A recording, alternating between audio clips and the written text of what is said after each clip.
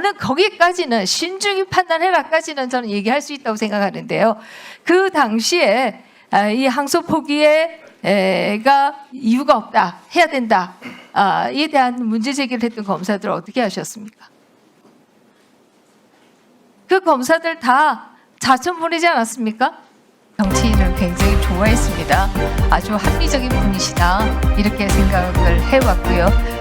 그랬기 때문에 법무장관으로서의 정성호에 대해서는 너무나 실망이 크다, 이 얘기를 오늘 오시면 좀 하려고 했는데요. 오시지 않아서 너무 유감입니다. 사실 정성호 장관은 법 지식도 있고 정치적인 역량도 계신 분입니다. 다선 의원입니다. 본인이 얼마든지 방향을 바꾸려면 바꿀 수 있을 텐데 그냥 물꼬를 따라가면서 걱정하는 척만 한 것이 아닌가 하는 생각을 할 수밖에 없습니다. 그런 차원에서 본인에게 이런 얘기를 제가 좀 하고 싶었는데 안 오셔서 유감이고요. 사직서에 주요 개혁을 완성했다, 이렇게 적었다라고 알려주고 있는데요. 그리고 앞에서 차관님도 그래서 국회에서 더 큰 일을 하려고 한다, 이런 얘기를 하셨는데 더 큰 일이 과연 뭘까요? 그리고 뭐가 개혁이 완성되었죠? 지금 여당 의원님도 이렇게 걱정이 많으신데 개혁이 완성된 건가요? 주요 골격이 되는 이제 공소청 등 정부조직법과 형사소법 개정을 두고 말씀을 드리는 것이고요. 네, 뭐 관료들이야 책상 위에서 법안 하나 개정했다, 하나 업적 올렸다, 이렇게 할 수 있을지 모르겠지만 이 대상이 되는 국민들은 너무나 정말 괴로워하고 있습니다. 지금 많은, 이것은 이념에 관계없이 많은 학자들과 또 시민단체에서도 위헌 소지가 있다. 이것은 검찰청 내에서 나온 자료에서도 위헌 소지가 있다라고 얘기했던 것이고요. 근데 이게 과연 개혁인가, 이렇게 얘기할 수밖에 없고요. 국가수사기 역량이 총체적으로 붕괴된다, 이런 우려도 굉장히 많이 하고 있습니다. 더 큰 우려는 이 형사사법 절차가 민영화되는 것이 아니냐. 돈 많은 사람은 더 좋은 변호사로 잘 할 수 있고 그렇지 않은 분들은 더 힘들어지는 것이 아니냐. 이런 우려들이 굉장히 많습니다. 근데 이게 개혁이다, 이렇게 얘기할 수 있나요? 네, 지금 여러 가지 우려의 목소리가 굉장히 많은 것으로 알고 있고요. 그런 사항들도 굉장히 많아서 저희가 그 빈틈을 메꾸기 위해서 열심히 노력하고 있습니다. 네, 앞에서 뭐 이 차관님도 업적으로 열람 등산권을 보장했다, 이걸 업적으로 앞에서 얘기하시던데요.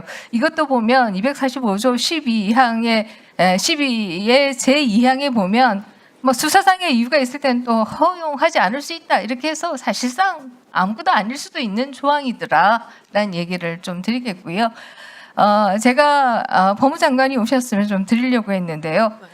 사실 법무장관이 취임하자마자 하신 일이 검수원복의 시행령을 폐지했습니다. 이것을 어떻게 보면 검찰의 수사권을 완전 박탈하는 문을 본인이 여신 것이다, 이렇게 얘기할 수 있습니다. 그런데 굉장히 걱정하는 듯이 하는 모습을 보인다는 것도 저는 좀 이해가 하기 어렵다, 이런 얘기를 드리겠고요. 특히 이것은 뭐 여권 언론이 얘기한 것이지요. 이 검찰의 주요 검사들에게 공소 취소를 해주면 보안 수사권을 허용한다. 이 수사권 거래설이라고 하는 것은 야권에서 보수 진영에서 나온 것이 아니라 진보 진영에서 나온 것입니다. 그래서 이런 거래설이 나왔다라고 하는 것도, 아니 검찰의 보안 수사권이 대통령의 공소 취소를 위한 이 거래의 대상밖에 되지 않는가 하는 생각을 할 수밖에 없는 것이고요. 앞에서 공소기각이 왜 대통령하고 무슨 관계가 있느냐, 이렇게 얘기했지만 보안 수사권조차도 공소 취소와 바꿔먹으려고 했기 때문에 그런 우려를 하는 것이다, 이렇게 생각합니다. 어떻습니까? 그 부분에 대해서 공소취소 거래설 관련해서는 전혀 사실무근임을 그 당시에 충분히 설명을 드렸고요. 그 문제 제기를 하셨던 분께서도 상당히 근거가 없음을 상당히 인정했던 것으로 제가 기억하고 있습니다. 네, 뭐 이것은 이제 정권이 바뀌고 나면 또 제대로 수사가 전에 이루어져야 될 것이다, 이렇게 생각하고요. 또 하나 지금 장관에 대해서 제가 굉장히 유감스럽게 생각했던 것은 이 대장동과 백현동 사건에 대해서 항소 포기를 하는데 영향력을 행사한 것이 아니냐, 이렇게밖에 볼 수 없었습니다.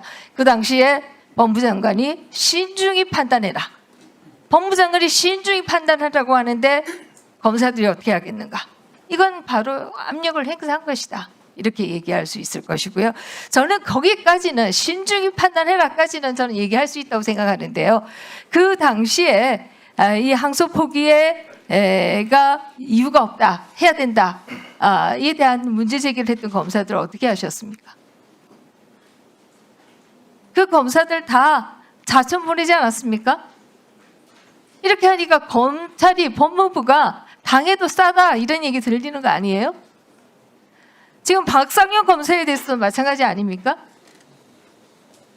연호 파티, 술 파티 다 아무런 근거가 없는 것으로 드러나서 이제 뭐 가지고 얘기하고 있습니까? 업무 중에 SNS를 썼다. 업무 중에 SNS를 언제 썼어요? 이런 사건들이 다 일어나고 나서 자기 방어를 하기 위해서 쓴 것인데 그것을 징계 대상으로 삼겠다. 이게 말이 되나요? 무슨 양자역 학도 아니고 미래가 과거를 규정하는 겁니까?